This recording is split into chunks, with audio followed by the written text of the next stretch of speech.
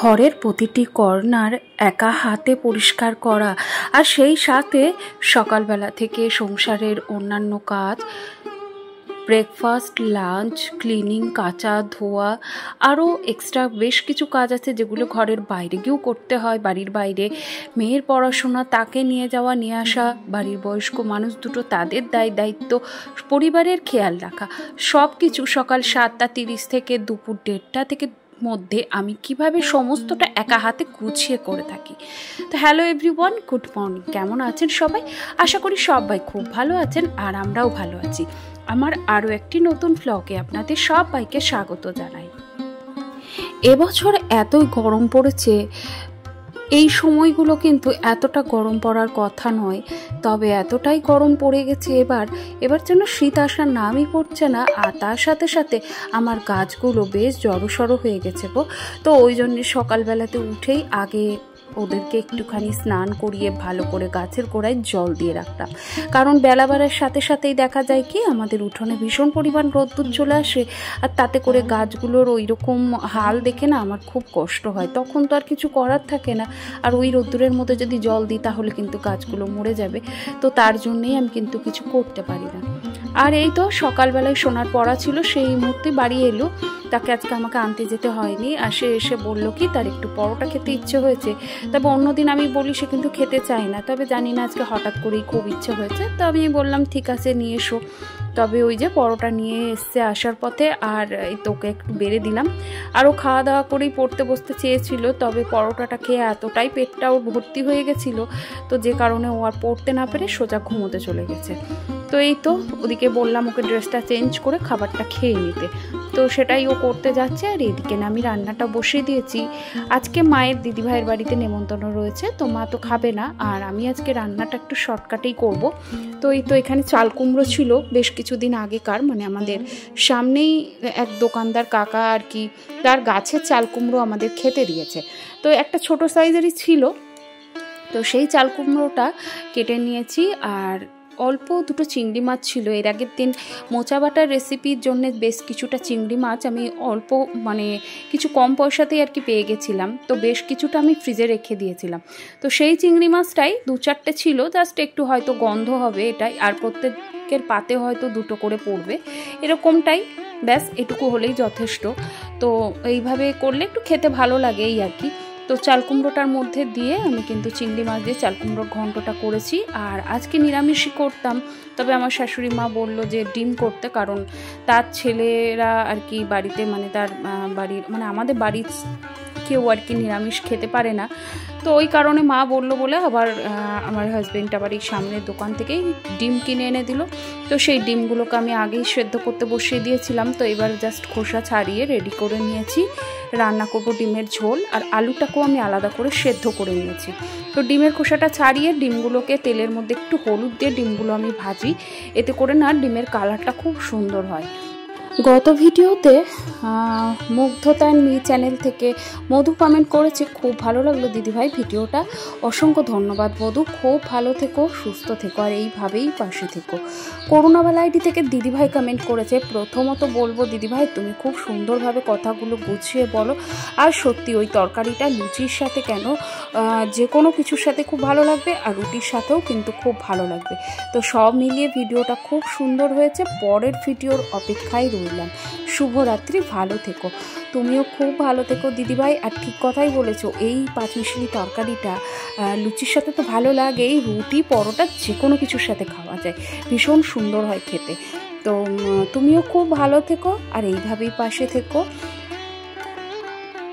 তারপরে আফজামান আইডি থেকে এক বোন কমেন্ট করেছে, নাইস ভিডিও দি, খুব ভালো হয়েছে ভিডিও, দেখতে দি, খুব ভালো থেকো দিদি, নিজের খেয়াল রেখো।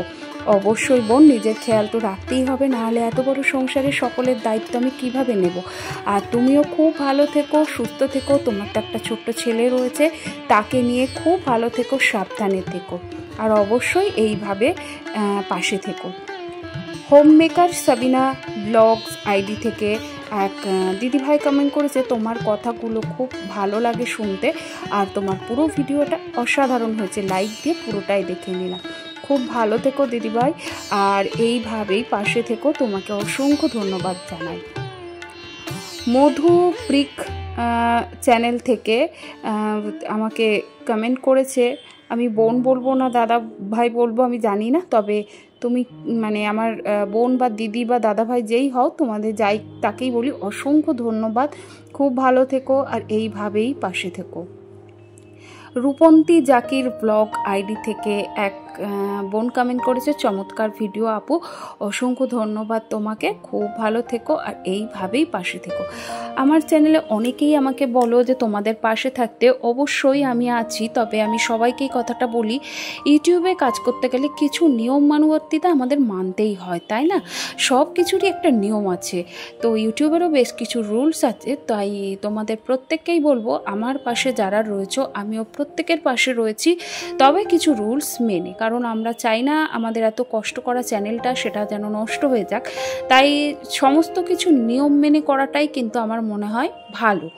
তো সেই জন্যে একটু সময় দেবে। আসলে অনেকেই এমন রয়েছে যারা ইউটিউবে এসেই সঙ্গে সঙ্গেই কমেন্ট বক্সে একটা কমেন্ট করে যে আমার পাশে থেকো আর তোমার পাশেও আমি রয়েছি, এরকম কমেন্ট করেই কিন্তু সে আর সময় দেয় না, ভাবে কি আমরা হয়তো তাদের পাশে নেই। সঙ্গে সঙ্গে কিন্তু সে কিন্তু চ্যানেলটাকে সাবস্ক্রাইব করে আবার কিন্তু আনসাবস্ক্রাইব করে দেয়। তাই আমি বারে বারেই বলছি, কারোর চ্যানেল সাবস্ক্রাইব করার আগে একটু ভেবে চিন্তে তারপরে সময় দিয়ে তারপরে চ্যানেলটাকে সাবস্ক্রাইব করবে, কারণ একটা চ্যানেল সাবস্ক্রাইব করে তার যতটা ক্ষতি হয় তার থেকে কিন্তু ডবল তোমাদেরও কিন্তু ক্ষতি হয়, কারণ তোমাদের যাদের চ্যানেল রয়েছে তাদেরও কিন্তু এর এফেক্টটা পড়ে যায়। কারণ তোমরা কিন্তু ভেবেচিন্তে এটা করবে, কারণ সাবস্ক্রাইব করাটা নিজস্ব ব্যক্তিগত মতামত, কারোর ইচ্ছার বিরুদ্ধে গিয়ে কাউকে সাবস্ক্রাইব করানো যায় না। তবে যে ইচ্ছাকৃত করে তাকেও বলবো সবার পাশে আমি রয়েছি, তবে একটু সময় দিতে হবে। বলতে বলতে সঙ্গে সঙ্গে সেই জায়গায় কিন্তু যাওয়া যাবে না, তাতে তোমারও ক্ষতি আমারও ক্ষতি। তো যাই হোক, আমি বোঝাতে পেরেছি। তো এই তো এখন রান্নাবান্নাটা আজকে আগে সেরে নিয়েছি, তারপরে বেশ কিছু ক্লিনিংয়ের কাজ রয়েছে, সেগুলো করব। আসলে এই যে ক্লিনিংয়ের কাজটা আমি রেগুলার বেসিক করে থাকি, কারণ আমার পক্ষে মান্থলি করাটা সম্ভব হয়ে ওঠে না, কারণ একটা মানুষের পক্ষে এত বড় সংসার সামলে ক্লিনিংয়ের কাজ মান্থলি করতে গেলে অনেকটাই চাপের হয়ে যায়। তো তার জন্যে আমি এইভাবে আমার সুবিধা মতো আমি রেগুলার বেসিক ক্লিনিং করে নিই, তাতে করে আমার ঘরদোর কিন্তু একটু কমই নোংরা হয় আর সব সময়ের জন্যই অর্গানাইজ থাকে। তবে এমনটা বলবো না যে সব কিছু আকর্ষণীয় কিছু দিয়ে আমার ঘর অর্গানাইজ থাকে, আমার যা আছে সব সময় বলি যতটুকু আছে ততটুকুর মধ্যে নিজের সাধ্যের মধ্যে থেকেই কিন্তু আমি সমস্ত কিছু করে থাকি। আর আমি তোমাদেরকেও এটাই সাজেস্ট করব যে নিজের সাধ্যের বাইরে গিয়ে কোনো কিছু করতে যেও না। সব থেকে ছোট থেকে একটা জিনিস জেনেছি যে স্বাস্থ্য হচ্ছে সম্পদ, মূল সম্পদ। তো স্বাস্থ্য যদি খারাপ হয়ে যায় তখন কিন্তু তোমাদের আর কিছু করার থাকবে না। তো ওটাই আমিও শুনে এসেছি যে স্বাস্থ্যই হলো মূল সম্পদ, মূল রত্ন যেটা। তো নিজেকে ভালো রেখে সমস্ত কিছু করতে হবে। তো তাই জন্যই আমি কিন্তু এইরকমভাবে করি, কারণ আমি যদি অতিরিক্ত পরিশ্রম করি তাহলে কিন্তু প্রেশারটা আমার শরীরে পড়ে আমি নিজেই কিন্তু অসুস্থ হয়ে পড়ব।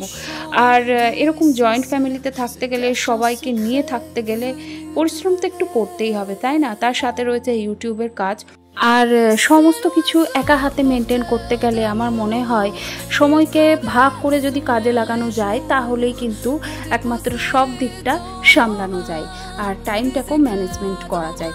তো যাই হোক, আপনাদের সাথে কথা বলতে বলতে আমার অনেকগুলো কাজ হয়ে গেছে, সমস্ত কিছু হয়ে গেছে। আর এরপরে এই তো আমার হাজব্যান্ডকে আর শ্বশুরমশাইকে খেতে দিয়ে নেবো, তারপরে কিন্তু আমি যাব স্নান করতে, তারপরে এসে আমি আর সোনা কিন্তু খাওয়া দাওয়া করি। তো আমার শাশুড়ি মাও আজকে তো বাড়িতে নেই, থাকলে কিন্তু উনিও আমাদের সাথেই খান। তো এই তো এদিকে খেতে দিয়ে দিয়েছি। আর আজকে এই তো উচ্ছে ভাজা, চাল কুমড়ো, চিংড়ি মাছ দিয়ে চাল কুমড়ো ঘন্ট আর ডিমের ঝোল, এটাই এবেলায় রান্না করেছি। আবার সেবেলায় দেখা যাবে যে কী করব। তো যাই হোক, আজকের ভিডিওটি আপনাদের কেমন লাগলো আবারও বলি, একটি ছোট্ট কমেন্টের মাধ্যমে জানাতে ভুলবেন না। যদি কোথাও ভালো লেগে গিয়ে থাকে প্লিজ একটি লাইক করে দেবেন। আর আপনি যদি আমার চ্যানেলে নতুন হয়ে থাকেন চাইলে চ্যানেলটিকে সাবস্ক্রাইব করেও আমার ছোট্ট চ্যানেলটির পাশে থাকতে পারেন। আর এই তো ওদিকে স্নান হয়ে গেছে, বেশ কিছু কাঁচা ধোয়া ছিল সেগুলোও হয়ে গেছে। আর এরপরে এখন তুলসী গাছে জল দিয়ে তারপরে কিন্তু আমি ঘরে গিয়ে আমি আর সোনা খাওয়া দাওয়া করবো। তাহলে চলুন আজকের ভিডিওটি আমি এখানেই শেষ করছি। আবারও দেখা করব নতুন কোনো ভিডিওর সাথে। ততক্ষণের জন্য সবাই খুব ভালো থাকবেন, সুস্থ থাকবেন, সাবধানে থাকবেন। আবারও দেখা হবে নতুন কোনো ভিডিওর সাথে। তাহলে আজকের মতো আসি।